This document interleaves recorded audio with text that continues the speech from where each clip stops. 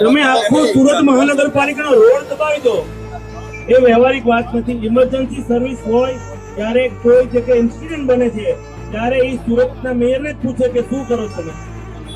એટલે મારે તમે આજે અમે તમને સમજાવવા આવ્યા છે. મેં કોઈ તમારું દબાણ નથી જોતું. તમે તમારી દુકાનની આગળ કોઈને બેસવા નહીં દો. અમે અત્યારે અમે ચારેય દિશામાં કેમેરા મૂકી દેવાના છીએ. અમે મોનિટરિંગ કરશું અને જો તમે લોકો નહીં હટાવો તો અમે સીલ મારી દઈશું. અમે તમને સમજાવવા આવ્યા છીએ.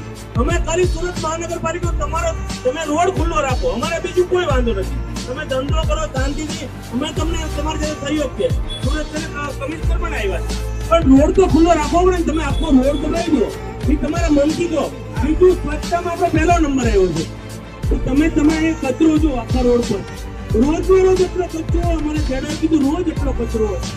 તો તમારે ત્યાં જે શોપિંગ કરતા આવ્યો હોય, કચરો નાખતા હોય એને અમે ડસ્ટબિન મુકાવી